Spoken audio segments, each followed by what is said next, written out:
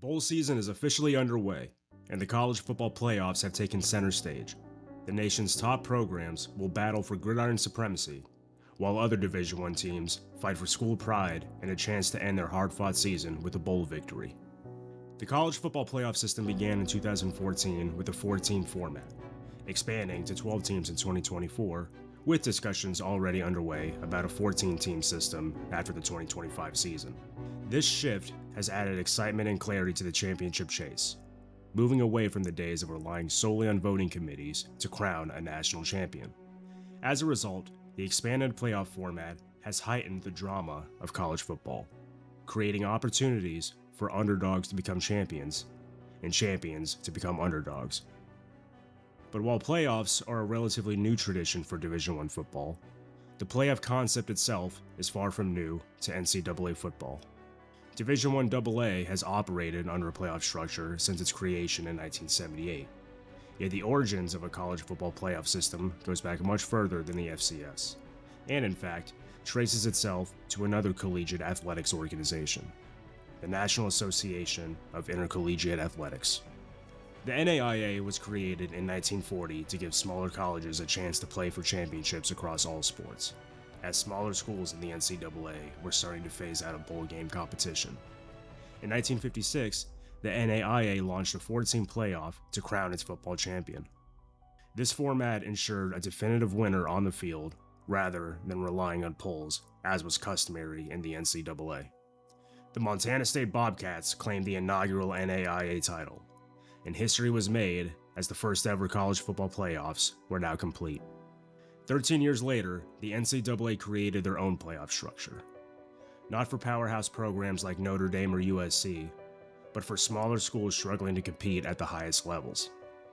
In 1969, the NCAA determined that governing all collegiate athletics under a single structure created unequal competition for schools with lower rosters and resources. This inequity spurred the creation of the NCAA College Division for smaller schools, while the larger programs were classified as the University Division. The College Division subsequently created regional bowl games that crowned winners in different regions of the country, such as the Tangerine Bowl, Grantland Rice Bowl, and the Pioneer Bowl. The winners of these bowl games never played each other though, so championships were still determined by polls from the Associated Press and United Press International, just as they were in the University Division. While these regional bowl games gave small colleges a championship pursuit, it did not completely equalize the playing field, as some schools were still too underfunded to compete even in the college division. To accommodate schools with this dilemma, the NCAA introduced 2 additional bowl games in 1969, the Newt Rockne Bowl for Mideast and Atlantic region teams, and the Amos Alonzo Stagg Bowl for Western teams. Again, however, the winners of these bowl games never played each other. By 1973, more changes were on the rise, as the NCAA deemed it necessary to restructure college football entirely to create 3 distinct divisions based on size and resources to create a level playing field among schools. Division I for the powerhouse programs, Division II for smaller schools who offered athletic scholarships, and Division III for the smallest institutions that didn't want to offer athletic scholarships.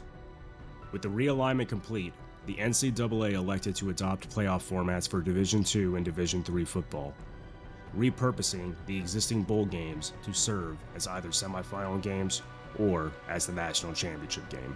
The first NCAA football playoffs debuted in Division III in December of 1973, featuring a 4-team format culminating in the Amos Alonzo Stagg Bowl, which was now designated as the official national championship game for D3 football.